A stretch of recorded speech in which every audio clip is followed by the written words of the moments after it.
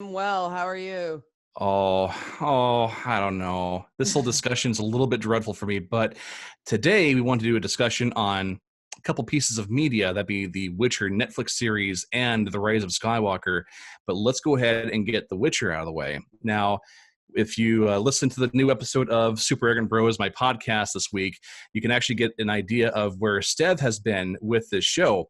And for him, the beginning episode is extremely confusing for him because he's not into The Witcher as much as Liana and I might be. But he even gives his own idea of how the episode should be going in the first place. That way, there's going to be less confusion anyway. But Liana, you binge watched the entire series, and so Mhm. have I. Yeah. So, what were your first impressions before things began to settle in? Well, I came into it based on the promos like that they released, those little character portrait promos, that this was not going to be a show for me as a fan of especially The Witcher 3. I love The Witcher 3 game. Um and it met those expectations. It was a hot mess. Henry Cavill's very good in the part, but Henry Cavill is very much a video game Geralt of Rivia. And it's weird. Yeah, You've got Geralt of Rivia from the video games. You've got a few other characters from the books, like going with Jaskier, the Polish name for dandelion or buttercup, as it's literally translated from the Polish. But then you've got this complete reimagining of Yennefer, and like my two favorite episodes were the Striga episode and the dragon story episode, because those are my two favorite stories. And I admit I did the fan thing where I'm like, yay, I get to see it on screen. I thought those were pretty good adaptations of those short stories, but it was a hot mess in terms of timelines, and they were easily fixable issues. And I thought it was odd that in all the let's mash up Game of Thrones and Handmaid's Tale stuff going on, they never bothered to really set up the world, what Witchers are, and how their magic works. And I think that was the biggest issue for me. I mean, hey, it's great for me to have useful information on this series to all my friends now who message me going, "What is going on? It's yeah. cool." But yeah, I mean, you compare it to other shows that are allegedly unadaptable, like HBO's Watchmen, and that show's a masterpiece. This Netflix show, I didn't think Netflix interfered in projects like this, but it's either too inexperienced a showrunner, or Netflix said, we want Game of Thrones meets Handmaid's Tale, give us that, and they had to shoehorn it in. Yeah, so there have been a bunch of articles talking about how The Witcher is trying to be Netflix's Game of Thrones, and there are people upset about this comparison. But I gotta admit, I think that it makes sense to be able to make this comparison to Game of Thrones in the first place. It's kind of like how in the 90s, after Nirvana came out, these record studios are trying, there's these producers are trying to figure out, hey, where's our Nirvana? And so all these bands got signed. That's exactly what's going on for The Witcher and Netflix. It's pretty obvious to tell that they were trying to cash in with this whole new fantasy craze. And I think it's fair to make that comparison in the first place. Yeah, I mean, the whole way they structured season one, starting with the big battle and ending with the big battle, I hated that's that. Fuck it, that. well, it made no sense based on the way it goes in the books, Yeah. because the battle itself is somewhat, well, I won't say unimportant, but the the emotional toll on Geralt, because do you notice that they did a big battle where the main character's not involved? He's unconscious and delirious through most of the last episode.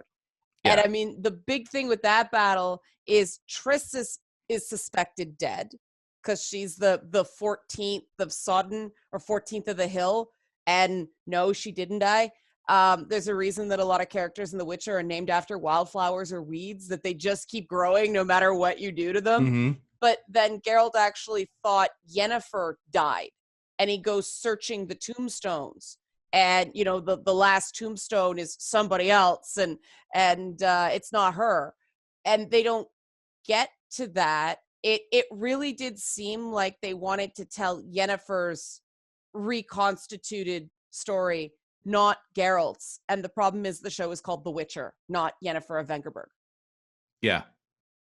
Like that's the big issue with it, that it's like, whose story did you want to tell here?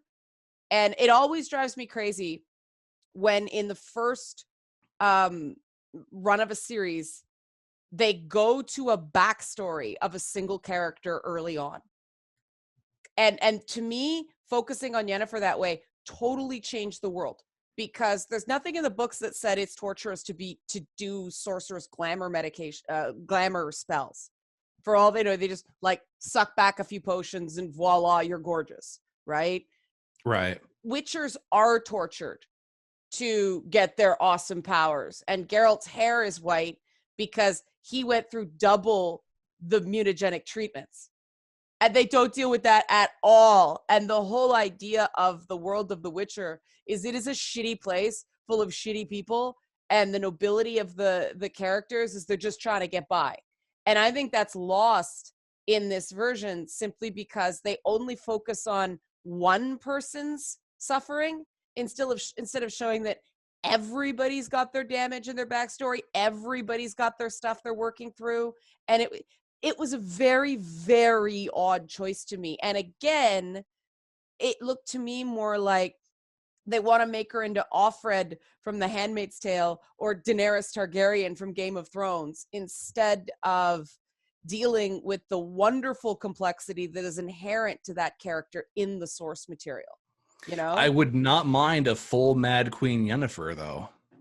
Oh, I wouldn't either. But I mean, Yennefer's not crazy. She's really pissed off, and she's really ambitious, right? And what I liked about the original depiction is its little hints. You know, Geralt notices her nose isn't quite straight, that her lips are a little on the thin side, that one shoulder's higher than the other. She was so the magic couldn't quite take all of the stuff away. And I mean, okay, cartoonish, awful makeup aside, right? It tends to be more tragic, or it tends to be more noble when you hint at a character suffering than when you wallow in it. And that just drove me crazy. We have this weird mess in culture right now where women can't be strong unless we're extremely damaged. And that just drives me crazy, right? Because men don't need this horribly tragic backstory where they're tortured and are afraid no one will love them. And yes, that is canonically Yennefer's worst fear, that no one will love her no matter what. But that the way that comes about in the stories, it's subtle, it's hinted. We don't spend, 3 episodes of her like, I just, it was ridiculously comic. Yeah. It just, the show's been accused of ableism, and normally I don't go in for that stuff, but in this case, I kind of agree that they should have CGI'd her, not stuffed a pillow in her back or whatever the heck that was. Well, I mean, they did CGI her at some point while she's nude getting the procedure done. Okay, so with Yennefer and Triss, people will complain about how the actor that they're seeing is not what they imagined the character to be like in the first place. So when Henry Cavill was being casted as Geralt, everybody was wondering, like, he looks too handsome. How is he going to pull this off? I was one of those people too. Me too. But it was like Ben Affleck doing Batman. It was a tremendous surprise when it first happened. And you're like, no, I don't want this. And then you see it in action. And it's like, okay, fine, I can do this. It was like Michael Keaton doing Batman. Everyone's like, what? He was Beetlejuice. What is this? I put Henry Cavill as Geralt in the same boat as Gal Gadot as Wonder Woman. Yeah. I still don't think she's physically right for the part. She's too skinny. He is a giant man. He is a giant man, but he is still too pretty. But I would prefer someone who didn't quite look the part, but nails the part in the acting. And I think he does. He does override the fact that I'm looking at him and nope, still too pretty. Doesn't look like he's gotten his face almost eaten by monsters nearly enough. Yeah. But you know, all I think he overcame it. I really think they needed to cast an older actress as Yennefer. Yes. Okay. So that's part of what I was getting at here Yeah. with Yennefer and Triss. It's really hard to describe this without coming across the wrong way. Caveat, Now, do it. Like, just go. When I look at Yennefer and Triss in the show, I'm thinking, I hear you saying their names, but I don't see Yennefer and Triss.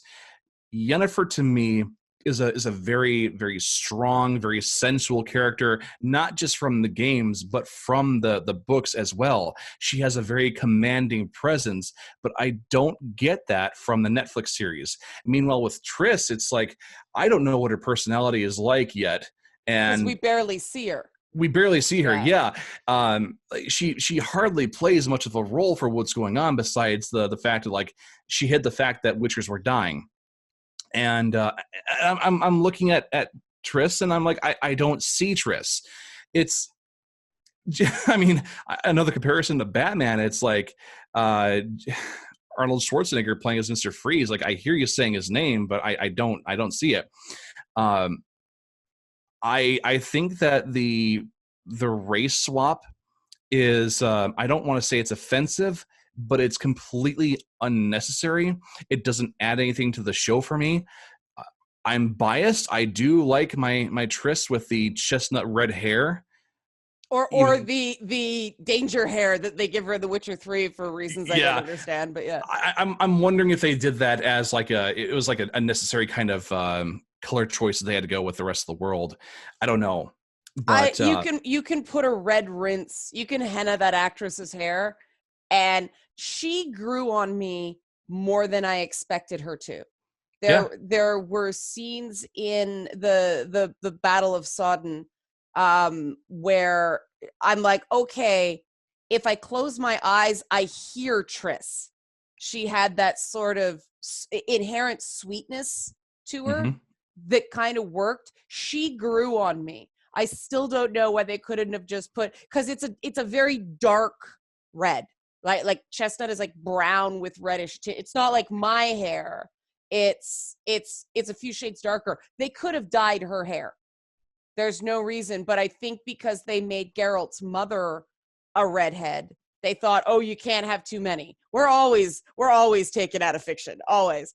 But Yennefer, I never saw her as Yennefer. And part of it was she used sex to get what she wanted. You didn't see her having sex for pleasure very often. And that's a major thing with her character. Like, there's a reason in the Witcher games, she's covered right up. You know, like, she doesn't have crazy cleavage and like gravity defying dresses like the other sorceresses do.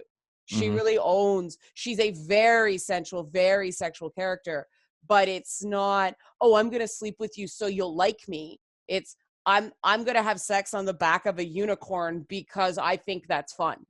You know, she just didn't carry the bearing of a 100-year-old woman. And I know that the description is of she's a 20-year-old's body, but I think people would have, because the characters don't look the way they do. I didn't expect Yennefer to be as good as she is in The Witcher 3. I think they nailed it in that game, and I don't think you can do better.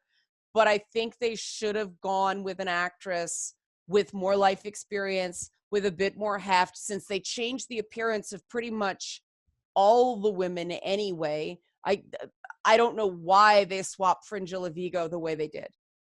That actually bugged me. Because of the Nilfgaard is a horrible, horrible place, and she was likely friggin' tortured. I don't know why they didn't play up the rules of the Zerrikanian mercenaries from the Dragon Story, because they are awesome characters. They are what made me fall in love with the short stories. the description of those two characters in the books, because they were awesome. Like the physical descriptions of characters in the Witcher short stories are very, very important. And defy those at your own peril. And that one bothered me more than Triss, just because I never quite, you've got that sort of dark skin associated with evil thing going on based on what they did, and I'm like, you went PC in that way. It was just bizarre to me. And I think that if they had to cast somebody older as Yennefer, people would have accepted the character, because after getting over the initial, she doesn't look like her, if somebody knocked the performance out of the park, I think we all would have been like, I don't care, she's amazing. But there also weren't many opportunities as written for her to show her her strength. The other thing is they had her in like this teal green all the time. Like, her clothes were the colors of my sweater instead of the black and white she's described as always wearing. It was weird choices like that, in that weird dress that was made of ropes.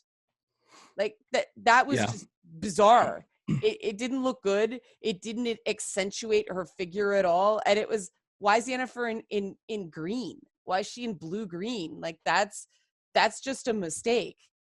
It's all, the writing was even better when she was in black and white. It was just so, it was like they wanted, it's like, hey, we've got all these women characters in it, let's go there.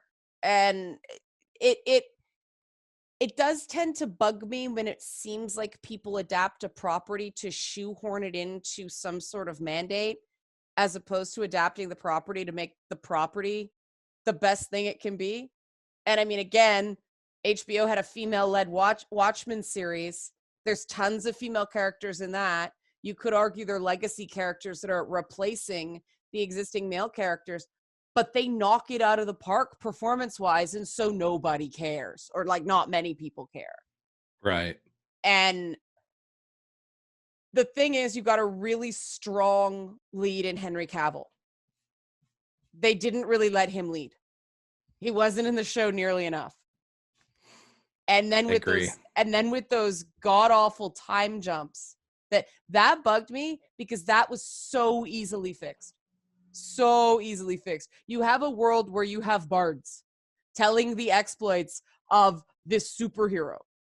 So all they needed was for Ciri to be going through the different places she went through, passing by a bard who was singing one of Dandelion's songs, cut to the flashback. Now everybody knows that this is a story that has already happened in the past. How do we know that? Because somebody's singing about it in the present. It had to have enough time to trickle through and become a legend. That's all they would have had to do. And then we wouldn't have had that one fucking earworm song. We would have had multiple songs instead of getting stuff. Toss a coin, dear Witcher. Now you'll never unhear that again. I'm sorry, anybody listening. You've got that in your head for 2 weeks now. I hate that song. I hate Toss a Coin. And the only thing more lame than Toss a Coin is a metal version of it. Somebody did a metal version? Yeah. Okay. Yeah. Here's my problem with Toss a Coin. That's a medieval setting, right? There's a very distinct structure to medieval songs. That is a fucking show tune. That song is a show tune. That is Go ahead. We're taking people that Americanized a Polish medieval setting. Mm-hmm. And so, the show tune part of it, that was really bizarre when I first heard it. And you remember the song, but is it for the right reasons? I don't really think so. Even the actor hates the song. Even the guy who plays Jaskier hates the song. No shit. Yeah. Oh, you said it's been stuck in his head since the first time he heard it. He cannot get it out of his head. He's very sorry. Yeah. God. And people love it. People love that song. I know they do. Yeah. People love performative things like that they can connect to. But, oh man, like the whole point of the Witcher stories is that Sapkowski didn't make up monsters. He used monsters from Polish folklore, right? It was supposed to be like historically accurate as much as you can be accurate when you're fighting things that aren't real, right? And that was sort of, it would have been, it to me, it would have been a prettier song where it actually been that old medieval structure. But then again, the obvious polyester is obvious moments in the show were pretty bad too in terms of the costumes. Yeah, when Obviously I they pointed were, out yeah. to you that they look like they're from Spirit Halloween. Yeah, and I was focused on Geralt's armor, and I think his armor actually looks pretty good. Oh, really? Yeah, I thought his armor looked okay. The cloak he was wearing in the first episode was just awful. It's like they didn't match their fabrics to the type of film they were using. And yes, the polyester is strong in that show. I think they just didn't have the budget needed to do what they needed to do. And maybe I just became numb to the costumes and thought his armor looked okay. But yeah, it was they got to step the costumes up because they do look cheap. And I look at stills now of the show, and it's like, that's synthetic, and that stuff didn't exist back then. They didn't even have the dyes back then to make clothing the colors that they show on the show. Um, Synthetic dyes, those like brightly colored, eye-popping colors, didn't exist until I think the 18th century. Like they weren't around. It was muted. It was indigo. It was like dark purple. It was, burgundy. Basically things that berries and other substances like that came in so you could kind of crush them up and dye your fabrics. It just so strange. Yeah, yeah, it is. So when I'm also mentioning about the Americanization of this land that's supposed to be based off of like Polish history and folklore, it's a very good reflection of Europe, but with Americanization of it, in the way that it handles a diverse casting, um, does it ever get the feeling that like um, non-whites feel so random in this world? Because I feel like I got that feeling uh, pretty quickly off the bat. It I thought it took away from the fact that this world is very, very, very racist. You Hmm. don't visually see that on screen. And there were ways of getting representation. I mean, they could have, obviously when you're dealing with dwarves, you don't have like actual pituitary dwarfs, little people actors. You only have so many. But Yeah, say the elves, they could have made them people of color. The Zeracanians, again, are people of color. I know they want major cast members in there as people of color, but it did seem not in keeping. And I struggle with this because I want people of color, especially women of color, to have job opportunities. But I do think you wouldn't make an all black cast of Mulan, right? You can't make crazy rich Asians without Asian people. You have the two token white guys in Black Panther, but the rest of the cast is understandably Nigerian, of hmm, Nigerian ancestry. This is a Polish story. They should look Polish because that country has been through some shit and its yeah, people have been through some shit. And a lot of people don't know how shitty things were for people in Poland pre-World War II, yeah, but as of World War II, the Nazis rolled in and abused everybody, and then the Russians rolled in and abused everybody all over again, and they weren't allowed to talk about it until the Russians left. They could talk about how awful the Nazis were, but not the Soviets. Not the Soviet communists, and that country is still getting over the collective trauma of that. And I just, because there are such issues of oppression and especially when it comes to freedom of speech and all that stuff. I mean, the Witcher books, like, yeah, a few of the short stories predate this, but the original story came out in the original compilation came out in like 92, 93. Right. That was, I think Poland got its autonomy back in 89. And so there was this huge free speech burst in Poland at the time.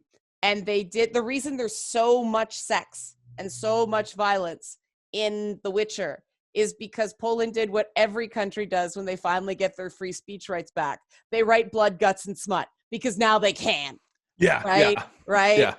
Like Soviet style communism, what a proper woman was so defeminized. You know, you look back to like Superman 2 and those like women with like the unisex haircuts and all that stuff.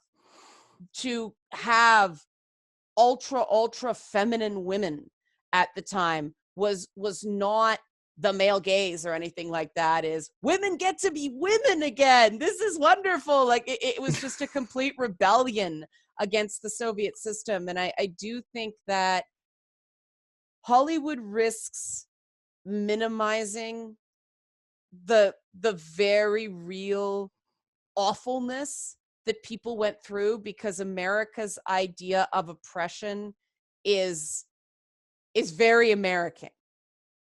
And America, especially American media, is not good at adopting global stuff through the lens of the culture it comes from, if that makes any sense. They're, like you said, they're Americanizing the experience instead of telling a Japanese story in a Japanese way or a Chinese story in a Chinese way. It's, well, okay, we're going to make a story from this culture, but speak American. You know, it's that speak American thing that, and this is why you have to be very careful when you go woke. Again, Watchmen did it very well. I know I keep going back to Watchmen, but just they're both like 8 or 9 episodes, right? They're both adaptations. Watchmen managed to get diversity in that show. There's Asian people, there's Black people, but they did it in a way that made total sense, and it felt. And I don't think you should have to explain diversity if you don't have to explain whiteness. But everything made sense, right? They didn't make Ozymandias Black. That would have made no sense, right? They didn't suddenly make Silk Spectre Black. They found other characters and they worked them in. And again, I think that goes back to the problem with the structure of what they were doing with The Witcher. Like, this is the problem. Oh yeah, we're so woke, we're so diverse, but they put Jaskier in stories he was not a part of in the original stories. They put him in. You can't create like a merry band of monster fighters where characters can be included. I actually think people would have been better with that. That my husband, who knows nothing about it other than what he's seen on my screen when I'm playing video games, was like, I don't understand what's going on here. You know, he said there's no camaraderie. They never really feel like a team. They're all sort of scattered to the winds. And when, you know, Geralt and Yennefer and all of them were going and hunting a dragon, suddenly I felt like the show had coherence. Right. You know? And then it was gone. It's very hard to tell a story where the characters are all spread to the winds, especially when you're trying to get everything going. I mean, Game of Thrones, the original season, you had 2 main locations, right? You had King's Landing and you had Winterfell, the Stark's place. Yeah. I don't even remember if they introduced the Wall eventually. So you had 3 main locations. You weren't trying to introduce 7 kingdoms, and well, you kind of were, but they did it gradually. But like they didn't try to bring in Bravos season 1, right? They hinted at it, but you didn't need to know it. The Witcher threw too many details at the audience and didn't explain them well because they were so focused on a character that doesn't even come into the stories until somewhat later. Like, I don't know if you know where Ciri's story goes in the books, but it's very, very strange. It is. Yeah. And okay, I did want to touch up on Ciri too, because I wanted to have the point where Ciri and Geralt meet in the way that they did in the books. And I understood that they wanted to go by the books for a lot of things, but like having them meet in the forest and just automatically embrace each other, that's really strange to me. I was wanting to have that whimsical, playful, like Geralt meeting Ciri and having to like overcome the fact that like, okay, I have to do something about this brat. What do I do now? Like that was fun to me, and watching the two, well, listening to the two of them bond from the books was great. It showed a lot of character development for me.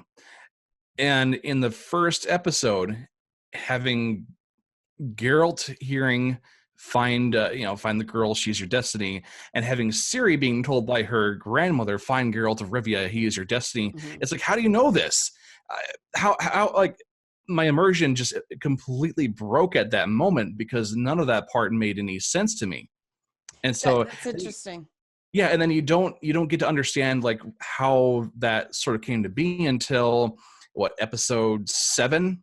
Yeah. So like my immersion was pretty broken for a majority of the series, to be honest. I didn't mind seeing Ciri's adventure, but I feel like there was so much missing from what they could have done with this show. They made some weird changes to that too, right? I mean, Yeah. I thought the double law of surprise in the original stories was cool. That, because Geralt's all overdone. Like he's all overkill, right? He doesn't get one round of mutagenic treatments. He gets 2. And so it's not one law of surprise, it's 2. And I guess they wanted it to seem more, I don't know. I don't know what the thought was there, because there was no reason he couldn't have just gone the law of surprise again, instead of turning it around and the guy going the law of surprise and Geralt being no. I don't, that was an unnecessary change. It was strange. And they did lose a lot of, again, it's structural, right? If you want to introduce that family of origin off the top, you do have to cut a lot of Ciri's story. Mm-hmm. But yeah, I found everything that they did with what's her name, Calente, the queen, the grandmother. Yeah, I found everything they kind of did with her odd. It was, I actually found it, I'm going to go here, I actually found it kind of sexist, because I went back and checked. There's no real reference to her fighting in battles. She says what she means, and she is described as very brave. She's known for her bravery. But there are other kinds of bravery than putting on armor and going out and getting all bloody. And I found that depiction very odd. It was fun. The actress pulled it off. I just found it bizarre, because then why is a woman who is so atypical that way so awfully concerned about her daughter marrying a proper dude? Like why was she forcing her daughter into tradition when you don't see any of the other queens going out there and fighting battles? Some of the changes they made to go, look, we're feminist, actually to me seemed quite sexist, because it's like, oh, the only type of bravery that you accept in this show is either inherently masculinized or literally having your uterus cut out, burned, and used as face paint. It's just messed up. Yeah, I agree with that. So what are your thoughts on Ciri and how she's portrayed in The Witcher? I think they lost a lot of that, like you said, that very precocious back and forth by aging her up. And Hollywood's weird this way. They did the same thing in Game of Thrones, and it was a detriment to the character too. Sansa Stark is supposed to be like 13 years old when she shipped off to be married to Joffrey. They age her up in the series by a lot, because even with all the incest and rape and murder and all that stuff, apparently child marriage is somewhere Hollywood just won't go. Right. So you lose all that awesome 10-year-old precociousness of Siri running around just driving them crazy, and Yennefer, like, they have to call in Yennefer eventually because no one else is really equipped to handle the awesomeness that is Siri, right? Like Triss tries, but she doesn't quite have the knowledge and the power to be able to properly shape what's going on with this kid magically. And I do think they've lost that. They can't do it. The actress is too old. In aging up the character, you lose that, professional monster murderer having to deal with a precocious 10-year-old that just runs circles around him. And I agree with you. I think that humanization, losing that, it's a loss. And again, I get why they did it. They're squicky about child marriage, but what a missed opportunity. You could have found another way for her to have to take off. Yeah, you could. And let's also not forget with the Blood of Elves and how Triss has her some of her first interactions with Ciri. Like, that actually showed me how, like, you described Triss as a doormat at one point. Yeah. But in the games. I don't. In the games. Okay, just in the games. Just in the games. Because in the books, she is absolutely not that way for the Blood of Elves. It like, she comes back and says, "No, you guys are abusing the shit out of this person." Yes, she's all cut up and bruised. Yeah. Well, and isn't she the one that also said you're impacting her ability to develop properly physiologically with the treatments? You have to stop them. Yeah, exactly. That was her. Okay, yeah. Well, that was the thing that drove me crazy about the games, is that Triss was nowhere to be seen. They made her kind of docile. She spends the entire Witcher 2 as either a statue or chained to a wall. And in 3, she finally finds her spine, which I was like, yeah, it's back. But yeah,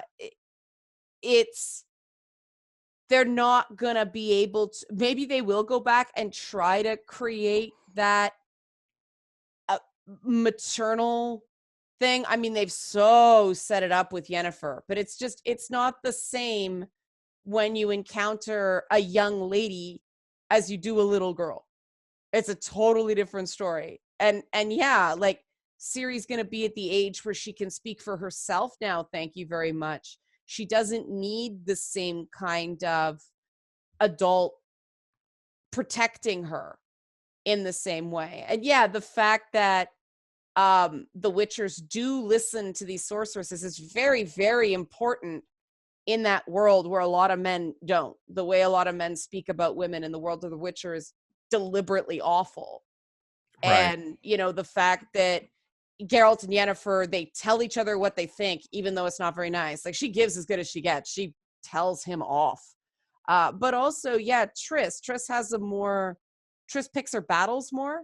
She's less wildfire like Yennefer.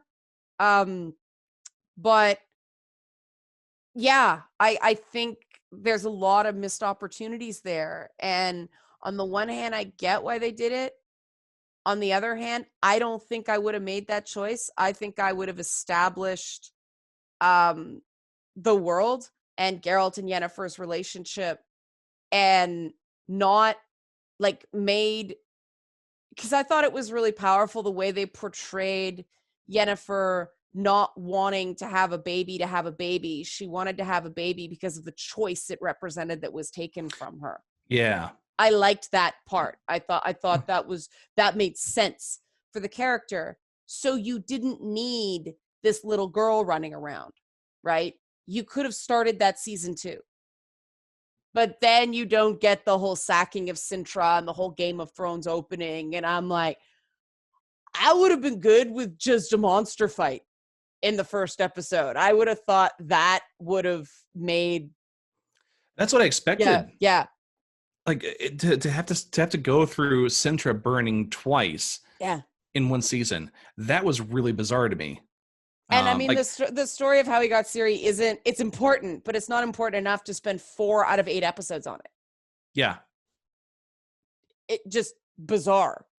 I mean, I wonder if they're going to end up having Siri's father actually be, I won't spoil it for people who don't know, but if they're going to take the tack they did in the books with who his real identity is, that would be kind of cool.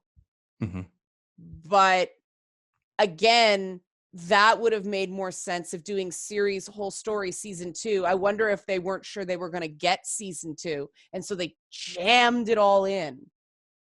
But it was just like, we know how signs work and we know how elixirs work, but they never set that up. And you know, when you see the success of, like, say, Harry Potter, part of the big reason that Harry Potter was so successful, it's Charles Dickens with magic. Otherwise, it was Expelliarmus and all that stuff, you know, Accio, and people knew how the magic worked and they could get into it and it felt real to them.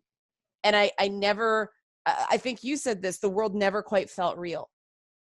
Yeah, it Yeah. doesn't to me. Yeah. Oh God, there was one more bit I was going to mention here, but you know what? Maybe we'll see Sintra burn one more time during season 2.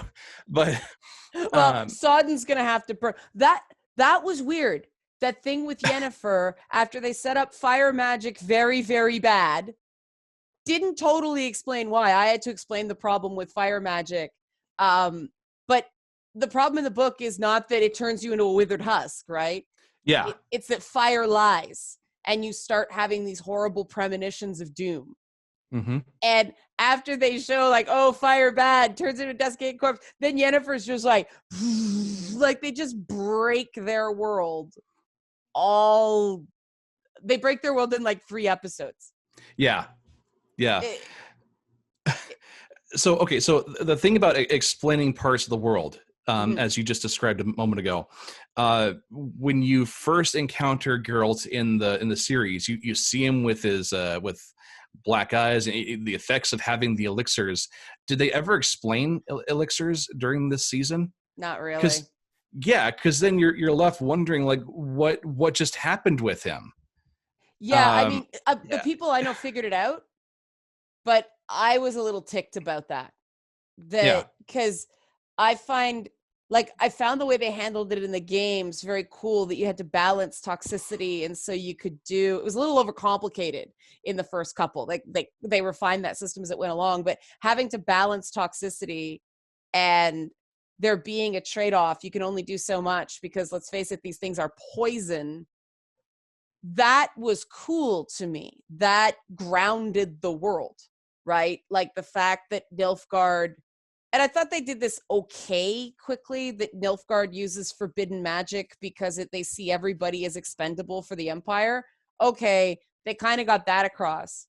But the fact that it almost made the sorceresses seem less special, because you see Geralt doing magic and they never say, like, I really did not think they explained the signs at all.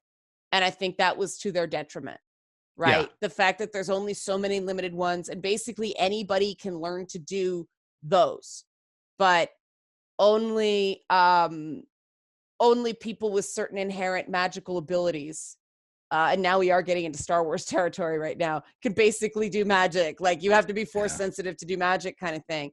They didn't really explain that.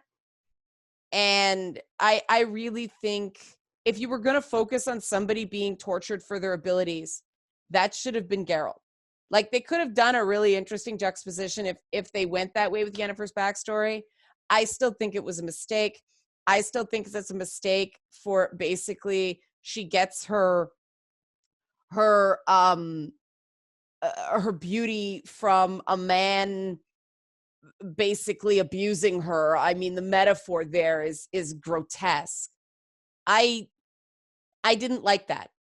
You know, they backed away from so much of the sexual assault in the rest of the world, and then they do that. You don't have to have trauma to have ambition. I know I've talked about this before. I know I'm a broken record here, but to make Yennefer's origin suffering like that, like her being born with a disability was not enough. Her father beating her up. And I found this weird too, that in the books, her father beats her and blames her mother, but then her father leaves and her mother starts beating her. And I thought that was an important part of Yennefer's psychology, in that it's not just men. She suffered cruelty at the hands of men and women. Yeah. Whereas in the story, it's just daddy bad, which I found so one note and cliche. And that is not the world of The Witcher at all. Women always give as good as they get in that world. In some ways, they are just as awful as the men. And I thought that was kind of a missed opportunity too, to just go back to that sort of Me Too cliche, which I thought cheapened the character. Like, yeah, Yennefer doesn't suffer any worse than any other woman in that world, any other woman who's born with that sort of disability. The fact that she has the ambition and the strength to get angry about it when other people are complacent makes her who she is. And I felt that they sort of robbed her of that awesomeness, if that makes any sense. That she is distinctive because of what was done to her more than what she accomplished. And that just pissed me off, because that's so not the character. I agree. Yeah, I agree. Are there any other points we want to touch up on first before moving on to the next part? I thought Jaskier was appropriately gay enough for the part. I hated Jaskier.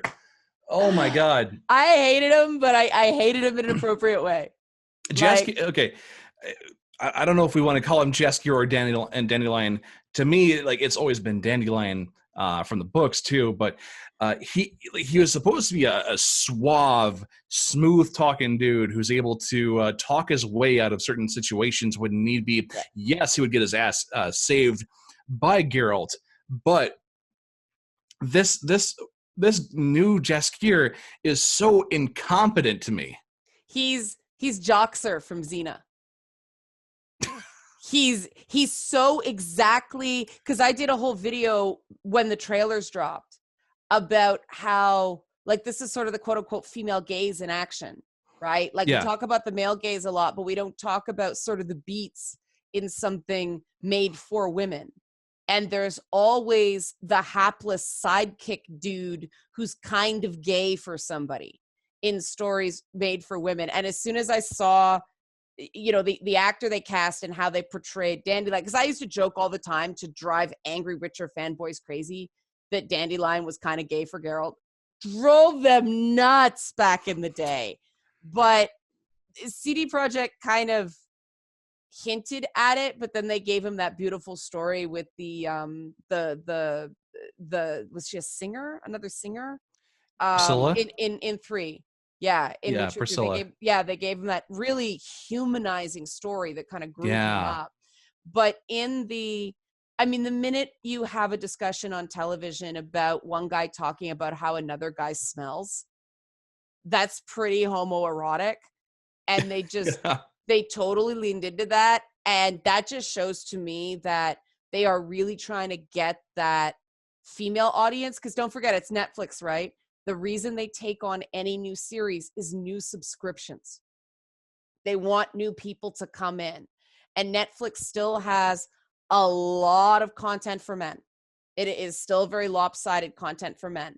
They're still struggling to get content to bring more women in, like to get women who are the primary account holders to sign up.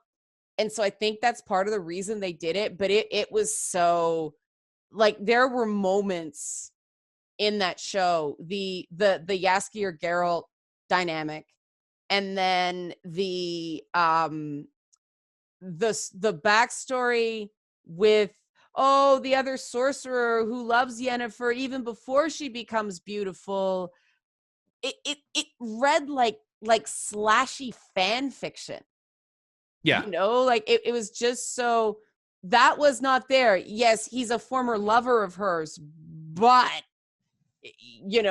like I just found that so cloying and cliche, and they didn't do the story where Geralt and I forget the character's name. That's why I said it begins with an I. It's in my head, but they fight over her, and she tells them both to fuck off.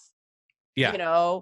I was hoping for that when they introduced him, and they didn't do it. Yeah, they only had 8 episodes. Maybe they still will, but I don't see that happening in this show. Or if they do it, they'll do it in such a cloying and cliche way because it's so strong female character, right?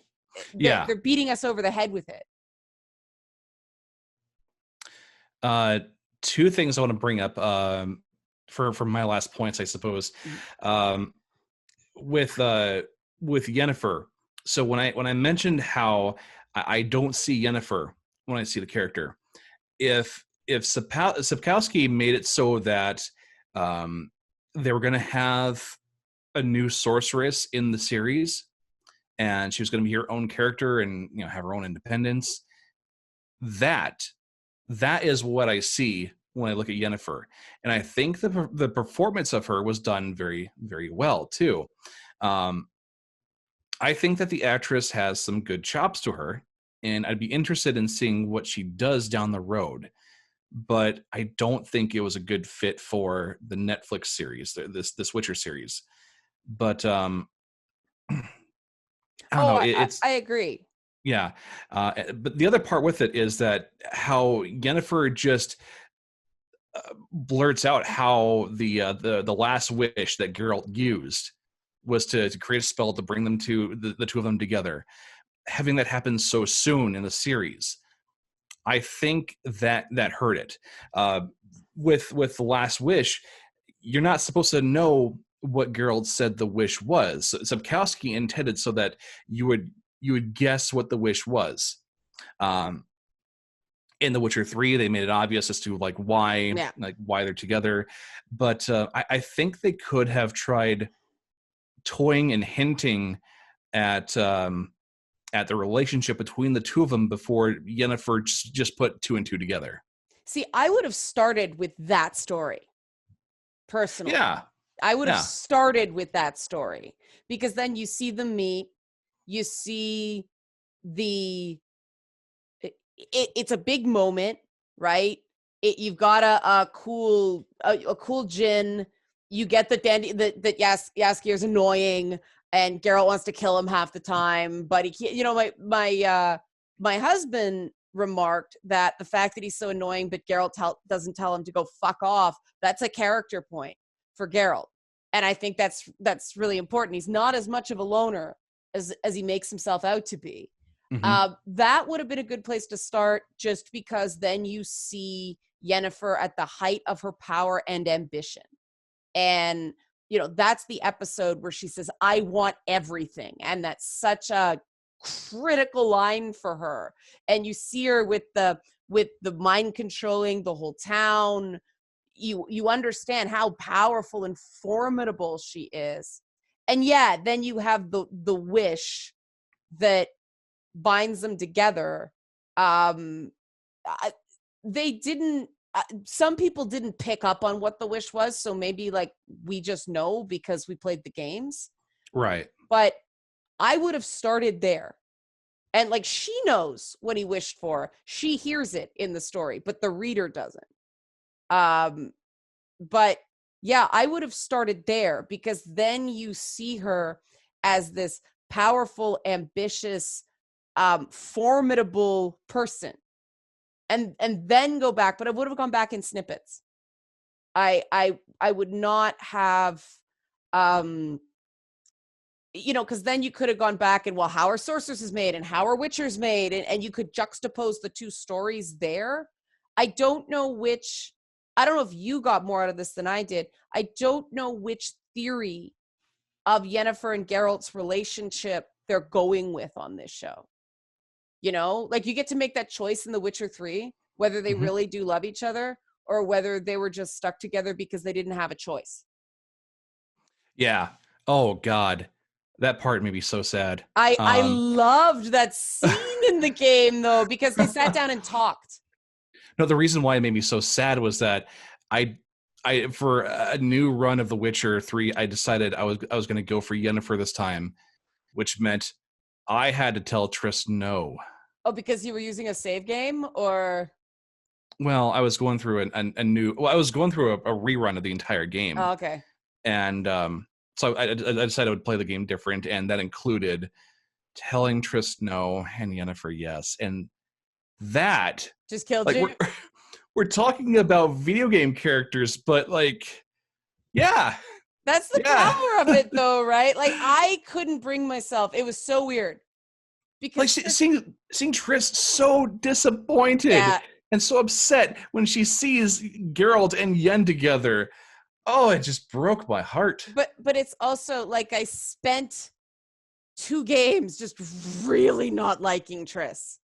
I didn't like the romance options in Witcher 2 at all. But then in 3, it's like all of a sudden, like, oh my God, Triss, you found your balls, so to speak. Like, I really like what they did with her in that game. And I found Yennefer, I thought it was an appropriate extrapolation of what Yennefer would have been doing, because it would have been all bets are off. We are saving Ciri, burn the world to make that happen. But I think Yen kind of lost her soul in that process. And I really love that, because it was the story of a change of a woman who was willing to go too far to save a family member, instead of it being, you know, a Bruce Willis movie or a Sylvester Stallone movie sort of thing.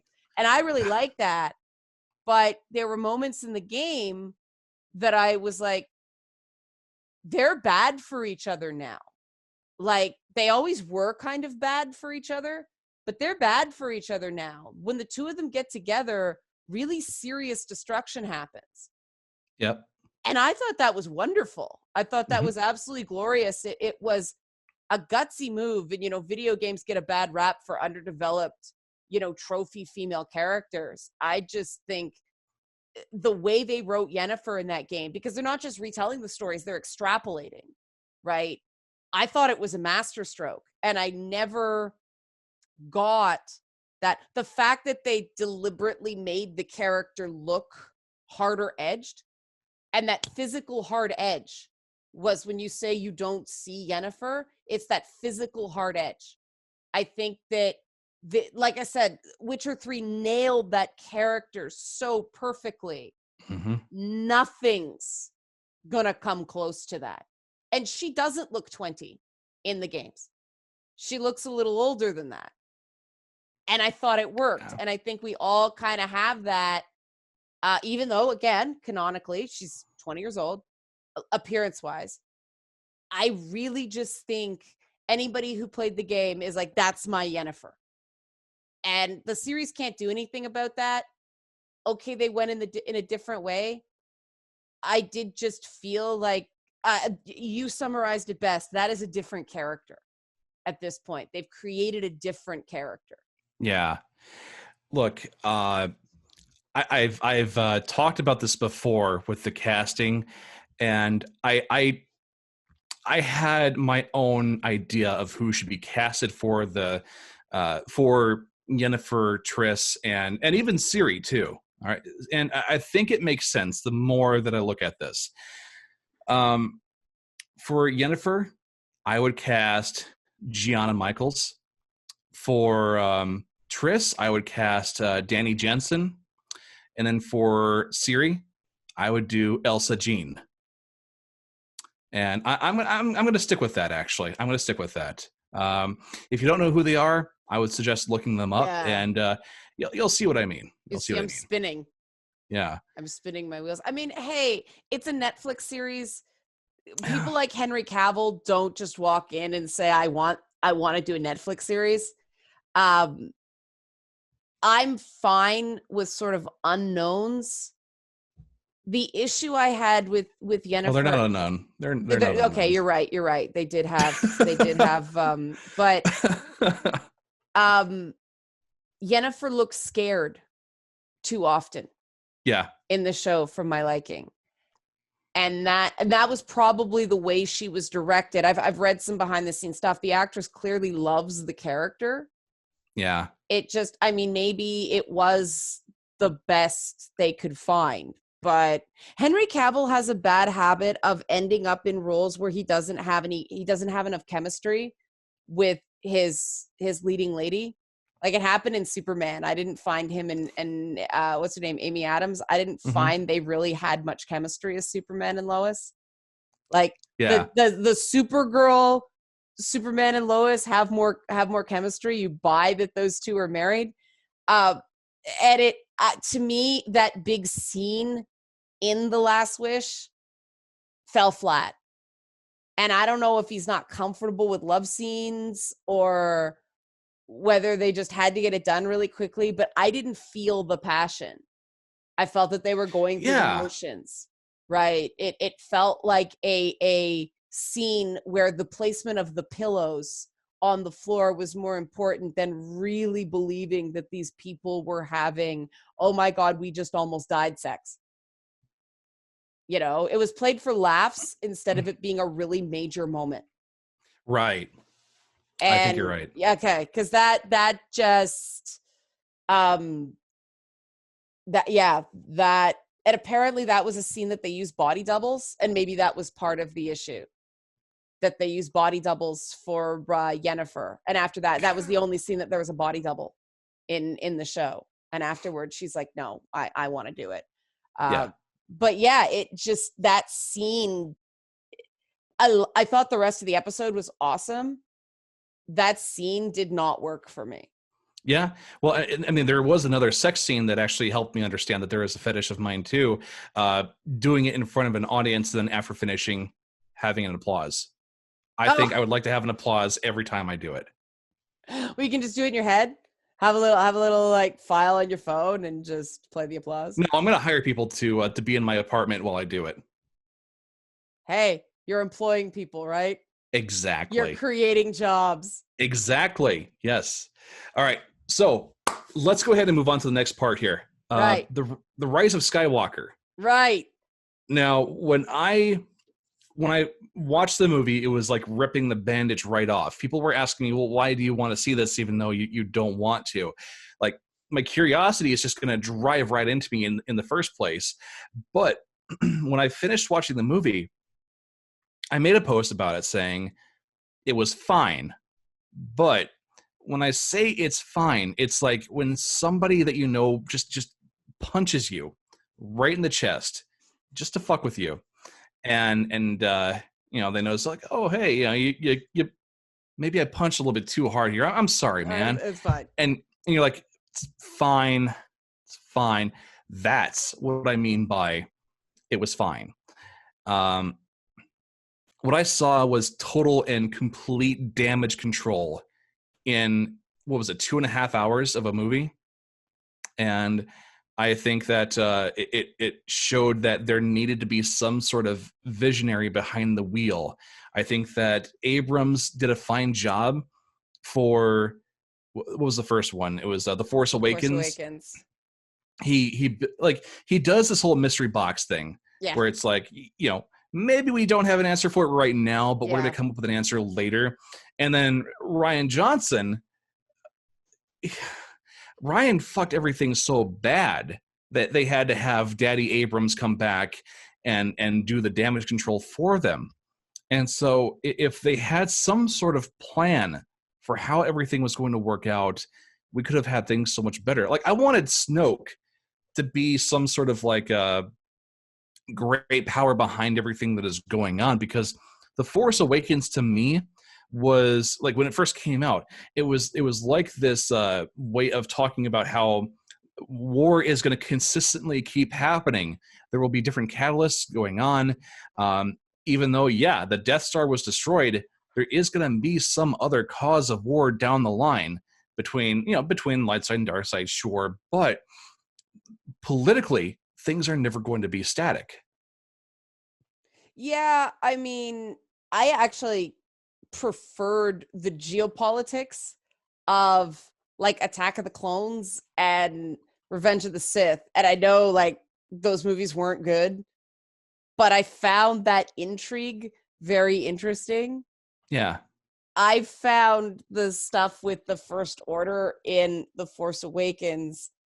It was like, well, we're going to have to pay the original people who made all these stormtrooper suits a lot of money. So we're just going to redesign everything so we own the copyright. It was very much a Disney move in that regard.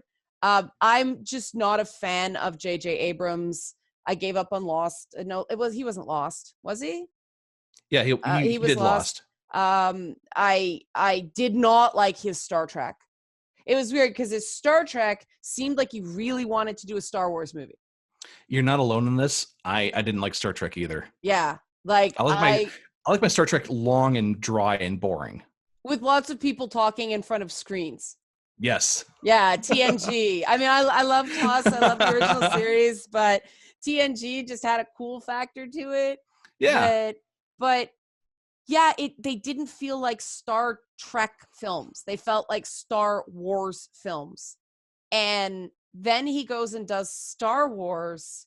And I mean, the sequel stumbled out of the gate with too many characters and not enough to do. And yes, they want to sell a whole bunch of toys, but I really think it should have been that original cast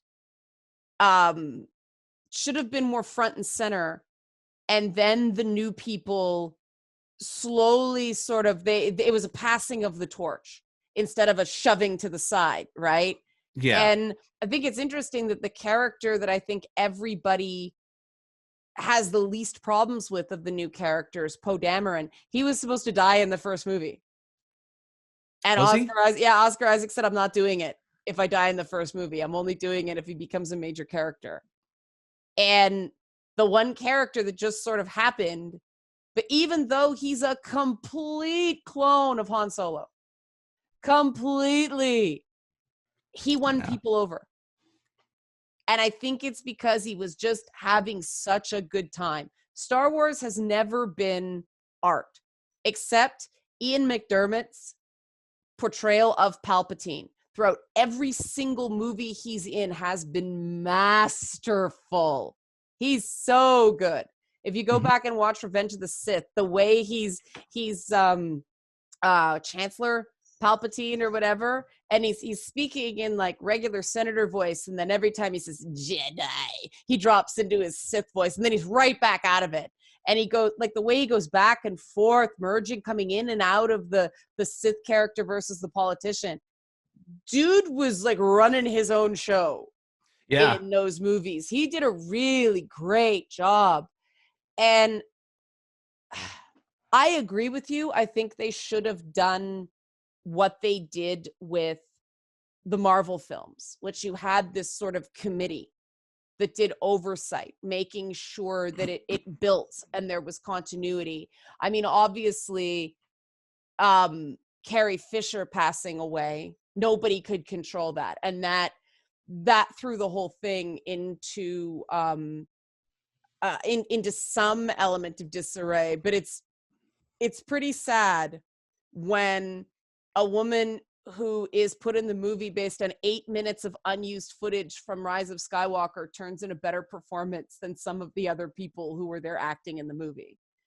And J.J. Abrams is too collaborative. Rian Johnson wasn't collaborative enough, you know?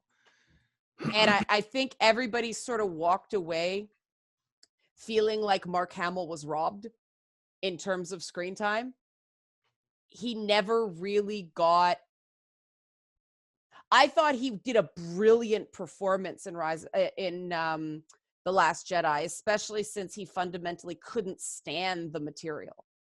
What an actor. I mean, what happened to Luke Skywalker was in no way Mark Hamill's fault to me whatsoever. No, he did that, moment and everything like that. He owned it. And when he was sitting there talking to Yoda, like that scene in The Last Jedi, everybody's like, why couldn't the whole movie be like this? Read them, you have page turners. They were not like, those were great. Right. But They were, yeah. yeah, those were great moments. But that's how I feel about all the sequels. There are some moments in them that are wonderful. But unlike I think that original trilogy, 4, 5, and 6, they did not become greater overall than the sum of their parts. Like Rise of Skywalker, to me, felt like J.J. Abrams went on the internet, wrote down all the most popular fan theories about various mystery boxes. He didn't actually have an answer. Yeah. And just made a movie out of the most popular fan theories on the internet. I thought the nod to the Snokes in the tank was kind of cute. But that was a fan theory that Snoke was somehow a front for Palpatine. Yeah, and that actually made me frustrated to see that. Because it was so fan theory, it was so fan servicey. Well, you pretty much described. Didn't you describe the Rise of Skywalker as like a good fan fiction? That's what it felt like to me. It did. I mean, Rian Johnson, but that's what J.J. Abrams does. His first Star Trek movie was Spock fan fiction, right? Right down. Yeah. And unfortunately, I think that fan fiction-y quality is what's led to this Rey as a Mary Sue thing, which I cannot stand that fight. I am not bothered by Daisy Ridley's performance on that. However, there are actors and there are movie stars, and occasionally you get someone like Mark Hamill or Carrie Fisher who is both. There is just something about them. You want to watch them. They are just compelling spirits. Harrison Ford is a movie star. He's not the greatest actor. He's a movie star. He's great at being a movie star.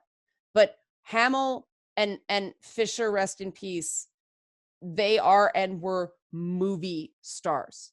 And Daisy Ridley is an actress. She's not a movie star. She needs direction. You give her direction. She will do a fantastic job. But I mean, self-directing when you're that young is difficult to begin with. But you needed a movie star in that role, and they hired a very good actress. And I think that, without recognizing it, was what people were reacting to. She is trying so hard. She clearly cares so much in those movies. But she never just, Carrie Fisher was Princess Leia. Mark Hamill is Luke Skywalker. They knew that. They owned that. Like, Carrie Fisher taught him that. But they embodied that. She never quite did. It's always terrible for an actor, when they don't know who the character is. That a movie star will go, I know who this character is. That arrogance that serves them. Because it's like, I know who this is. You don't have to tell me who this is. I know who this character is. That's what you needed in that part. Where it's like there's a scene in the Avengers where Thor and Loki are squaring off on a rooftop, and Kenneth Branagh's not there anymore, and you can see it in the actor's eyes. What are we supposed to be doing? I don't know, man. What are we supposed to be feeling in that scene? I don't know, man. Just wait for them to yell cut, and you see that they're lost. And as somebody who's been there, having done theater, I felt for them in that moment. I feel the same for Daisy Ridley in that part. Nobody knew what was going on with that character. You know what? I want to say it where I think that like two people in this whole thing that got severely fucked over, I would say that's Daisy Ridley, but also Kelly Marie Tran. I think, Kelly Marie Tran did absolutely nothing wrong. Everybody knows this. She's got like this beautiful actress who was given the opportunity to be in a Star Wars film, and the writers like Ryan fucked it up for her. Just made her this made Rose this unbearable character. And I don't understand why fans were upset with her about it, because I don't know. I mean, I'm pretty sure people were just messing with her in the first place. But like to have such a horrible character that you have to play as in the film, I think Kelly should have had much better than that to work with. Yeah, yeah, Disney's hands-off approach on those films, I think retroactively was a mistake. Disney has a bit of a problem with that internally. I'm speaking from conversations I've had with people who work for the company. Well, EA, I mean, Disney didn't have much of a hand for what EA was doing. Yeah, but Disney believes in respecting creative vision. Mm-hmm. And that's really laudable for them. You know, Marvel decided to have that big brain trust. Disney didn't. That was on the Marvel Studios level.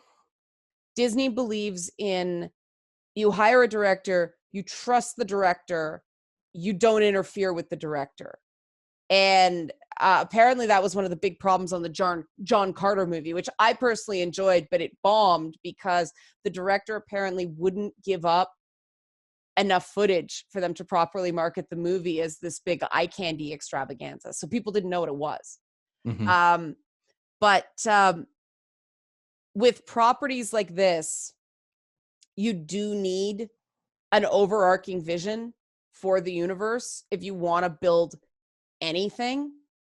I also think the problem is the Star Wars movies, they started off as the story of the Skywalker family. Mm-hmm. It did not seem in The Force Awakens that that's where they were going with it. I think they thought they were going to do this big hand the baton, whole new story. And what it turned out to be is no, people wanted more from those original characters. It never managed to pull away from the gravity of the Skywalker family. And they need to. I mean, I'm glad the Mandalorian's doing well because that's a clean break, Yeah. right? It's just there is a gravitational pull around as long as those characters are there. I don't know why they started there. I don't know why they didn't go in a completely different direction and show like do an Avatar like movie with the pureblood Sith, or you know, something like that. Do the Spice Runners and you know, on Coruscant or something like that. Yeah. Don't go back there right away.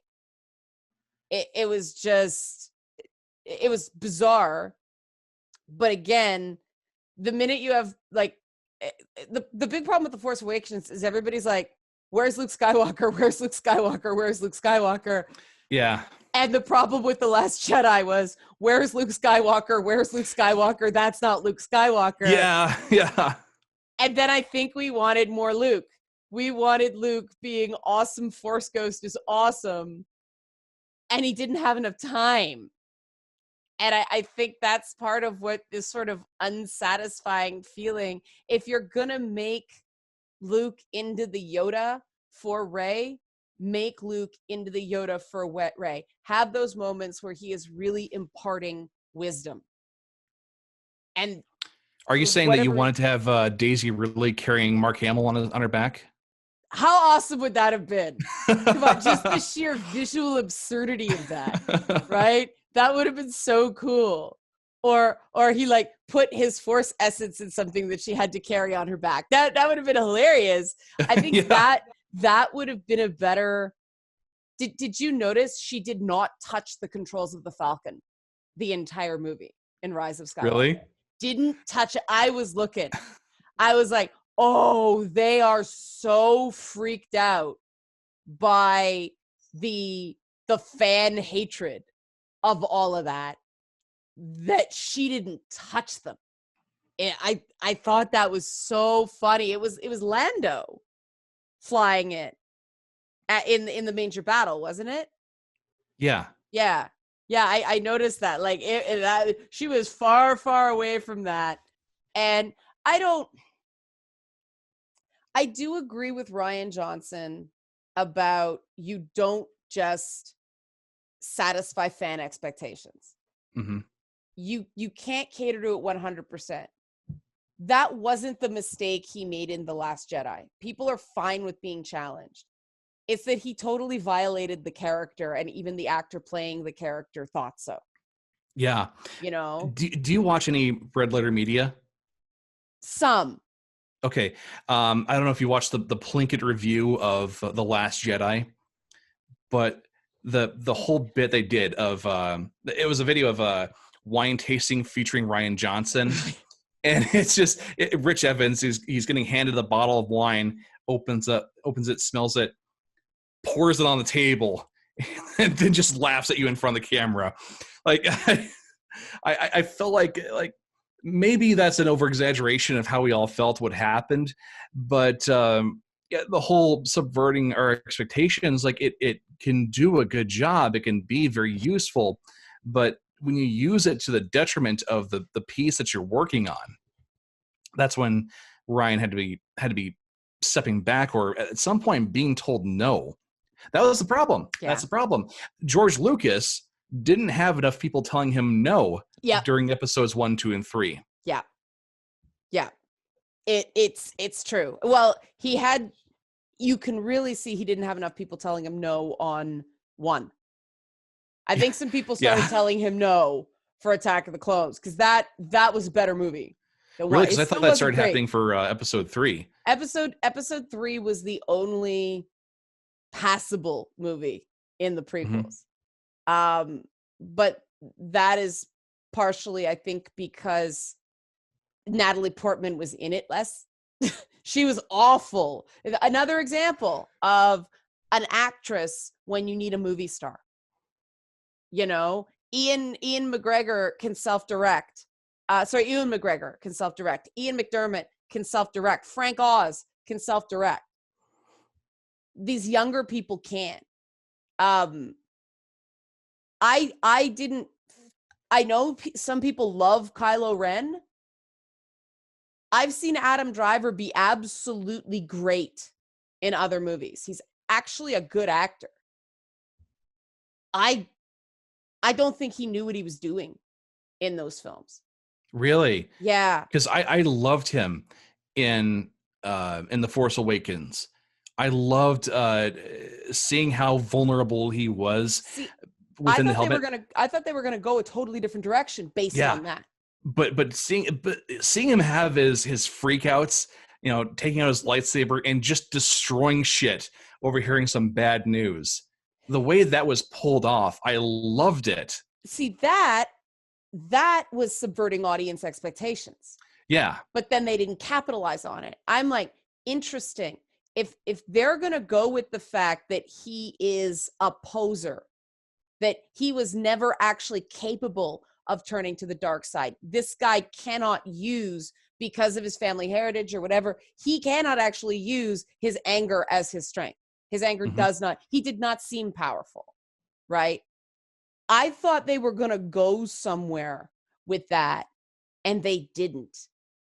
It was that typical Star Wars by the numbers redemption story, instead of telling something more nuanced. You know, the idea of somebody not truly ever turning. I was interested to see that. And they never did that. And so I just thought, if there's a payoff for this take on the whole thing, I'll be satisfied. Yeah. And then there really wasn't. I mean, I thought the moment where he killed Snoke was more powerful than the standoff with Palpatine. Because you knew exactly what was going to happen in that fight. It was so predictable. Well, it was predictable what was going to happen when Han Solo was confronting Kylo. Yeah. Like you knew everything. You knew exactly what was going to happen. Even the visual cues, going to Red and watching the two characters, like the Han music they used, Han, and you're hearing Han's voice struggling to try to reach Kylo, and like the like when it eventually happens, it's like it's coming. Yeah, it's coming, but it still hurts to see it in the first place. Kylo never had any other moment that powerful in the movies after it. How far in spoiler territory do you want to get into? I think everybody's kind of seen it at this point. Yeah, like everybody who wants to see it has seen it. Yeah. Yeah. I mean, So, what I wanted to have happened was because Kylo Ren kind of looks shocked when you hear the bzzz and Han Solo gets killed. And I'm like, why does he look shocked? I want it to turn out that Han Solo actually hit the lightsaber button, actually committed a form of seppuku, and saved his son from that.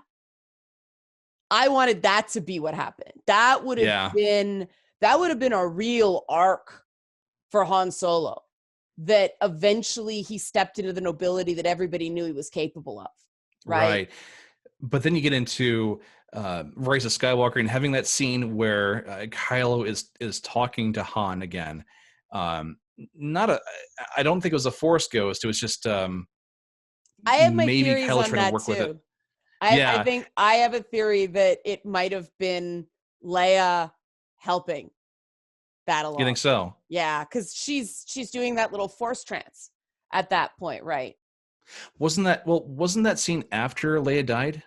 No, her body doesn't disappear until Ben's does. Right. Okay. Yeah. So, the body disappearing is when a Jedi actually dies. And so I'm like, oh, Leia just went non-corporeal and was like pulling the strings of everybody, which is how it should have ended. That's my theory there, because I don't, if it's just his memory, then it's a voice, right? The fact that he was there and so real. Are we supposed to believe that Kylo Ren is crazy? Like, that's a bit odd, And yeah, I mean, the fact that she still had a body until Ben Solo dies. I thought that was a major indication that there was more going on there. But again, that's just my interpretation of it. It's certainly not canon yet. Right. Yeah. God. I mean, so, I liked in that scene where it's, Dad, and he just says, I know. He doesn't say I love you, and he doesn't say I love you too. Like, I thought that, like, I had so many people going, oh my God, that line. Like, people love that line. It wasn't that there were great moments in that movie. Like the oh my God, did they actually kill Chewbacca? That was tense for a bit. Yeah. I didn't think they'd go there, but like that made you feel something.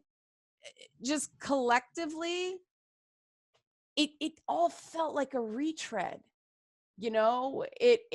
I can't think of a single new idea in that movie. It was all just recycled concepts. It was an homage film. I mean, again, with subverting expectations, having Kylo and Ren being shipped. I didn't like that. No, I don't think nobody likes that. Nobody does. Well, okay, no, there are people that do like it. John Boyega obviously did not like that, but I thought that was good. I like the fact that they're allowing the actors to say what they really think about some of the things. Oh, John just doesn't give a shit at this point.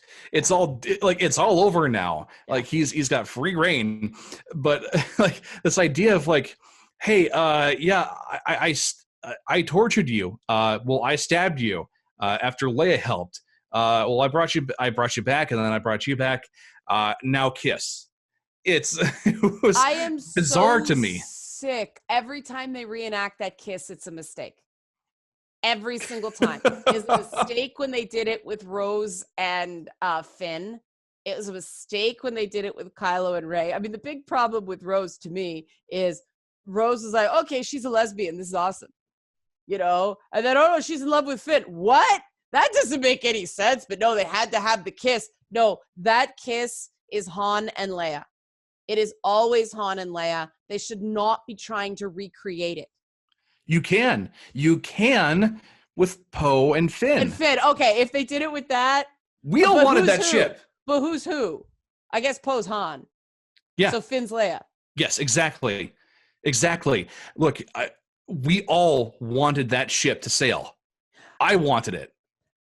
And see, one of the moments I really loved was that scene where the three of them were just fighting, and Poe and Finn were just fighting like an old married couple, and Rey was getting pissed at them because they were pissed at each other. That was really good. You really believe that, felt real.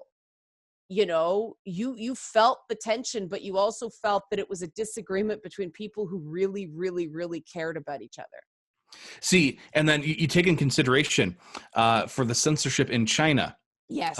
Like there was a lesbian kiss that happened. Yes. And for that like was censored. 3 seconds. Yeah.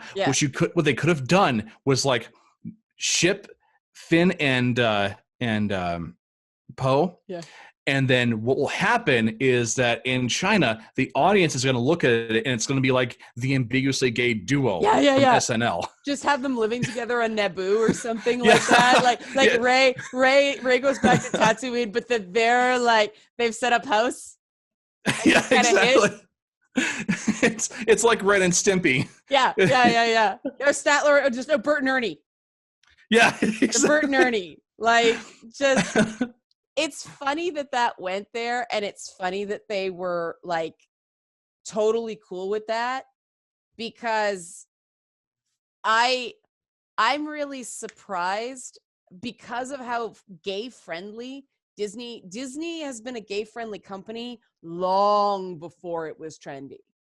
I mean, some of their best songwriters were like, going back to The Little Mermaid, were gay men. They have never had an issue with LGBTQ plus employees. So I found that a little I think it was, and why they gave a shit about China. China does not have a history of Star Wars because the first 2 films were censored by the communist regimes. Because it was defeating an empire. They don't want that in there. You know, they don't let that stuff. I found this out because friends of mine in high school, they were Russian refugees. They fled the risk of anti-Jewish pogroms in the 90s. And they came to North America and discovered there were 2 Star Wars films before Return of the Jedi. Wow. And they said that the only movie that was released in Russia was Return of the Jedi, and none of us knew what was going on. None of it made any sense to us. And they're like, now we've watched the other 2 movies, and now it makes sense. But yeah, there's no nostalgia for it in China. There's also really none of the things in it that China enjoys in movies. Like, China has very specific types of movies that, up until recently, Hong Kong cops and robbers movies, they were huge. They're actually having Hong Kong box office problems now because of the protests in China and the excessive force by police. People don't want to see cops and robbers movies anymore. Oh, I bet. But those were the movies that were big in China. That's what they liked. Star Wars, I mean, the nice thing is that Star Wars shows you can't have billion-dollar movies without China. That's super important. But at the same time, I am very disturbed that Chinese sensibilities are affecting the content that goes into American movies. That's very disturbing to me. That shouldn't be happening. Yeah. I mean, it's disturbing for me to see like how much of an effect that countries like China can have for the content for my games as well. I mean, hell, I already have that problem from America as well, where the studio that built Dead or Alive Extreme 3, I had to have that game imported. Yeah. Yeah, thank you, PlayAsia. Now I get to have my anime girl boobs on my Nintendo Switch thanks to you. I actually have fun with those games. Yeah. I'm not gonna lie. Some people on the internet still call me base cabbage because Dead or Alive Extreme 3 Fortune. because Helena's my girl. Helena's my girl. I love Helena. And you know how they give the gifts at the end of each day? Zach's his name, right? The guy who runs the island. He gives her a whole raw cabbage. And so I'm streaming this game. And I'm like, what the fuck? Why did he give me a whole raw cabbage? And I'm like, should I eat it? It's going to go bad. And so ate the cabbage, go out, and everyone, you know, the power spike concussion effect, everything just became funnier. Because it was like all of a sudden Helena had these concussive cabbage farts while she's trying to play volleyball, and everybody was just dying of laughter. And that's the great thing about those utterly absurd games. Yeah. You know, like, I just would have preferred they were more robust games, but it's money in, money out. They know who their audience is. Just get them out, sell games. Mm-hmm. But yeah, it was so odd that wasn't localized of all the things. It is. I thought it was a kind of an interesting concept that you get to see fighting game characters outside of a ring. Mm-hmm. I actually thought that was kind of cool. You know, I liked it too. Yeah.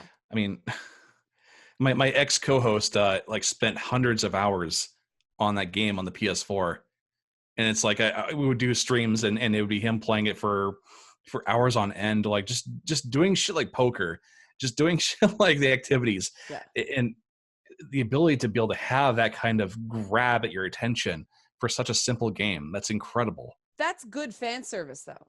Yeah. Like, it's really good fan service.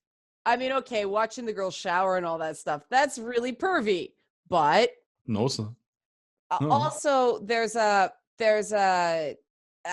tradition in Japan of voyeurism that we don't quite have an equivalency to. It's not considered. It's not quite considered the same way as it is in the West.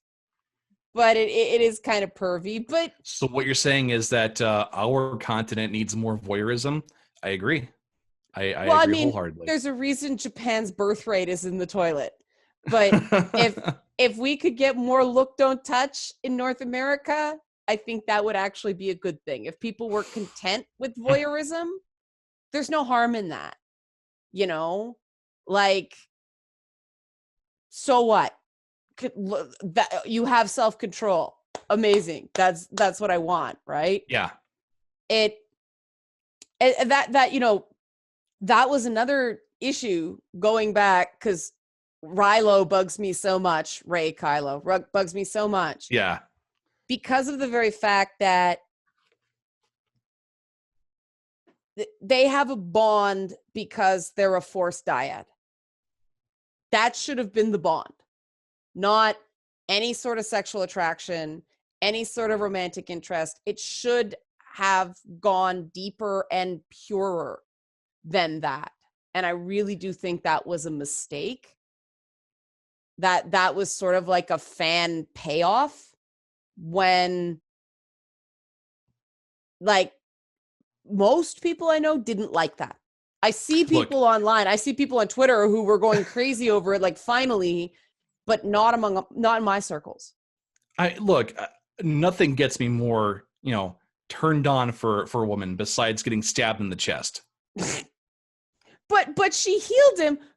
That's what's weird, eh? Yeah. That's what's weird, that some people took the Rey Kylo thing as Rey being an abused woman. She stabbed him and then made it better. And then she should have just stabbed him again, just to show dominance. I do think the healing thing was a little too much for me, though. They did that in The Mandalorian, but it's... My theory is they did it in The Mandalorian so people didn't freak when Rey did it. Even though force healing has been canon for quite a while. Yeah. Like, so she wouldn't be the first one to do it, because then the Mary Sue stuff would have been screaming. It was a clunky metaphor of, they killed Kylo Ren, resurrected Ben Solo. It was too on the nose. It just was. I love metaphor. I love reading reading media that way. I love looking for clues and like opening titles and stuff like that. Way too on the nose. You're right. I too do not like sand. It's coarse. It gets everywhere. Don't like. I see what you did there. But yeah, I mean, could you imagine shooting that scene? Like they were all wet. Yeah. Like that must have been so miserable. Adam Driver looked just freezing. Yeah. At times. And it was probably on a soundstage and probably not that bad. But people got to understand when they're doing stuff like that, you spend hours just soaking wet. Mm-hmm. And it's one thing to be soaking wet for like that lift scene in Dirty Dancing where apparently the water was 40 degrees Fahrenheit and they were freezing the whole time. But that's an iconic moment in film. Mm-hmm. It's another thing to be miserable and wet for a scene that just fucking sucks. And I mean, it was like this weird convergence of events because I was like playing Death Stranding. I utterly love that game. But I felt more for a fetus in a jar than I did for some of these Star Wars characters. You know? Yeah. And then Mr. Robot, I don't know if you've seen that show. It wrapped up at about the same time. What a glorious story. There is very little romantic attachment in that show. The main idea is a familial bond. It's a story between father and son and brother and sister.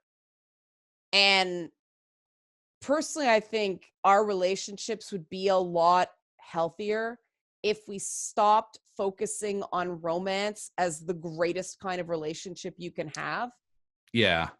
You know, I agree. It's nice, but it's super important to have friends that you don't have the pressure of a romantic commitment with too. It just one person cannot be everything to you. And that pissed me off so much because that wasn't a component in the originals. You know, you had Han and Leia. Well, romances in Star Wars end badly. I realize now. Mm-hmm. It's believable that Han and Leia would have split up. A lot of couples do split up after they lose a child. I think they split up before that, but it's believable. He's messed up. Padme and Anakin, we know what went there. What were they thinking? It was really, really weird. I do not understand that. Do you have any ideas about why they made that choice other than to resurrect the kiss? Well, it did bring in the union between the Skywalkers and the Palpatines. I mean, there's that. I guess. No, it didn't make sense. I think the only relationship that would have made sense was Poe and Finn. I think that like everybody was guessing that Rey and Kylo were going to be brother and sister. Wouldn't make a lot of sense, but more in keeping with the whole thing. Yeah. I was okay with there being nobody. I was okay with that. Yeah. Like, I did think it was kind of cool what they did with the Force-sensitive stormtroopers, that there were all those desertions around the same time because the Force awakened. I kind of like that. I kind of like that they brought it back from, oh, you have to have a high midichlorian count to use the Force instead of it being something that some people are better at than others, but everybody can access it to an extent. That whole trying to take Star Wars out of the realm of space opera where it belongs. I mean, Leah Brackett didn't take a crack at the Empire Strikes Back script for nothing. Star Wars is space opera. So what for the last thing? Well, I'm gonna have to cut this short here in a little bit because I'm gonna be leaving soon. But why do we call this space opera? Because I call it fantasy for the longest time. Well, space fantasy. is another way of saying it. Opera is great big emotions. I've got a friend who's a professional opera singer. He's a lyric tenor. He talks about how stupid tenors are all the time. It's big emotional experiences, lots of visual spectacle, but also a technical degree of difficulty. So like it's an epic, right? And there's a big difference between science fiction and space fantasy. And yes, you're right. Star Wars traditionally is more in the realm of blanking on his name now. I want to say Edgar Rice Burroughs, but not that. The guy who wrote John Carter. Was that Edgar Rice Burroughs? Oh my God, I'm blanking. But those are, nobody knew how that stuff worked. You know, he falls asleep in a cave and gets teleported to Mars. They don't spend 3 pages explaining how the teleporter worked. He just ended up on Mars. You know, that's the difference between space opera or space fantasy and science fiction. With science fiction, we know how teleporters run. They are run on dilithium crystals. You need so much. You need this much power. You know that starships are powered by nuclear reactors, all that stuff. Lightspeed isn't explained. And the minute Star Wars started talking about midichlorians, that was a major shift because that's a sci-fi element instead of a space opera element. And that's very important because one of the things that happens in space operas is people can just do stuff. And this is what's kind of disconnected me from the whole Rey is a Mary Sue, she got no training, all that stuff. You read those old stories like Black Amazon of Mars or something like that. Characters just do stuff. They don't explain how they can. It's a shorthand, right? They do it. You assume they have the ability because we don't want to read. These were stories created for newly literate working class young men who one person got the book and read it to everybody else on breaks. That's where the Penny Dreadfuls came from. You know, that's where all these stories of shock and amazement sort of come from. And so the idea is get to the point. People don't want to hear a lot of explanation about why stuff happens. Make exciting shit happen now, please. Yeah. All I want are my space wizards. Right. When it comes to the Jedi and Sith. Samurai space wizards. Yeah. Yeah, that agreed. I got a little annoyed by the Rey Kylo long distance calls. And then all of a sudden they can manipulate, like all of a sudden it's Portal, right? You can pull something out of one location and put it into another, like the physics of that. Yeah, space Skype. Yeah, with a 3D printer. Like how the fuck does, how? Like I get reaching out, I get this sort of like transcendental meditation element of it, but how the fuck can you pull something light year? They are called light years because even light, that like they're opening up a wormhole. Mm-hmm. What the fuck? Like, okay, it was an interesting visual, but I spent so long. It was one of those things that just kicked me out of the movie. Like, how did that happen? Like, what? Nobody's ever done that before. Yeah. Like, they're all freaked out about how does she know how to fly, but nobody questioned that. That was bizarre. It's funny what some people can suspend their disbelief on and not others. The other thing I did feel is the movie, I don't know how you felt. I can't stand it when movies go too fast or too slow. Did you feel like it was going too fast? I have felt this way about action movies for a while. The first one I really noticed it in was, I think it was Infinity War, that I couldn't catch my breath. It was just constant. It was not as bad as Infinity War in that way, but I did really feel like they were just like action, action, action, action, action. And that might have been the editing. They did say that they wish they had more time. I think it's just they had too much stuff to shove into the movie. And that's a writing problem. Like they should not overwrite that badly if they're concerned about that. If you want to, if your runtime is 2.5 hours, write a 2.5 hour movie. 2 hours and 45 minutes if you want some wiggle room, if you're not sure something's going to work. But don't overshoot that badly. That is an amateur mistake. J.J. Abrams has made enough movies now, and he knew he had an abbreviated timeline. So, I mean, maybe he did that because he didn't want to worry about reshoots, but overshooting, as somebody who has to edit my own stuff, I used to overshoot all the time. Now I'm just like, no, I don't want to edit more. It makes figuring out what to cut too hard. But people wouldn't have minded if it was a 2.5 hour movie that was cut down to 2 hours. Yeah. I'm tired of these 3 hour movies. Oh yeah. So am I. Yeah. I mean, with Infinity War and Endgame, I was tired very easily. And the beginning of Endgame was so slow. That had the opposite problem. Like they just dwelled in it. And if you want to do that, do a little precursor video. Like do a little in-between video. Get to the cool stuff. You have so many characters that everybody wants one more victory lap. Get to it. But they are so interested in making an important movie instead of making something that, and this is the balance. I know I said before, subvert expectations, that's good. But you still have to make a satisfying experience for the audience. And I know a lot of people love those Marvel films. I just don't, like you said, I don't want to walk out of a movie tired. Yeah. Yeah.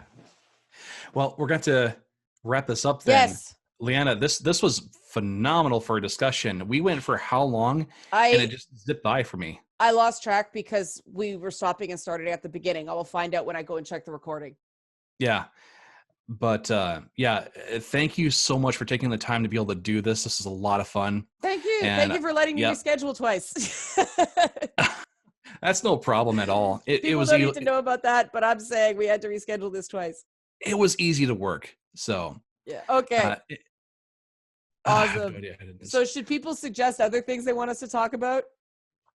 Definitely. Yeah, definitely. They can leave comments about what you'd like to see us talk about again if you enjoyed this. Yeah. Maybe we'll have to split this up into 2 parts. Yeah. So plug your shit. Oh, okay. I'm Leanna K on YouTube. I am Red Leanna K pretty much everywhere else. Boss Fight, my upcoming series that is insane and ridiculous and the most ambitious thing I've ever done, is coming end of March, early April, maybe a little later, depending, because I have to do a lot of green screen on that show. But and then I'm really doing more and more and more on Twitch. I'm actually starting to play The Darkness, the old 2K game this week, because there were moments in Death Stranding where I was like, this is just like The Darkness, and people already don't know this. It was kind of a cult hit to begin with. Yeah. But people don't know it, and it's funny and it's splattery and it's super violent, and for some odd reason I'm just in the mood to go back and play like an old school super violent game. It even features voice acting from Mike Patton. Does it? Yeah. I didn't know that. Oh yeah. It's one of my favorite not super popular games. I just love the combat system with the funny names of the different way you can kill people with darkness powers. It's just, violence has gotten too thoughtful now in video games. I miss back in the day where it was just like, we knew it wasn't real. It was way over the top. It doesn't even register as violence in your brain because it's a game mechanic that just makes your adrenaline happy. Yeah. So I'm going back and I'm playing that. That's why I was like, oh, cool hack, because I love Doom too. Yeah, I could go for another Splatterhouse game at some point. Yeah, like there is a place for those games, and I have to be in the mood for them. And I think because Death Stranding was so introspective and so emotional, I just want a blood and guts game now. So that's what I'm going to do on Twitch. And I know, my podcast network. I do a podcast called Hey Ladies on the FU network. It's just totally different from everything else. FU Politics is the what you can type into iTunes or Spotify or anything like that. And funetwork.tv is the website, and it's a show about not women's issues, but women talking about stuff. And there's a whole bunch of other content there too that I like guest on from time to time. So that's mostly what I'm doing now. I'm sure I'm forgetting something, but that was too much as it was. And if people are enjoying the content that I'm putting out there, I have 2 podcasts. There's Super Arrogant Bros on Madcast Media, and then Java Fog, which is one I started off over last summer, actually, talking about whatever I want to. I've had different episodes going over things like a murderer who tried claiming to be a Satanist, and I made fun of that, actually. And then I got notes from him. I got notes from a murderer, Liana. It was great. That's awesome. It was great. And then, so besides those 2 podcasts, we have facebook.com/arrogantmedia, patreon.com/arrogantmedia, so you can get into the Discord that we have for $5 per month. And we have shirts and other merchandise at merch.arrogantmedia.net. So guys, thank you so much for listening and checking this out.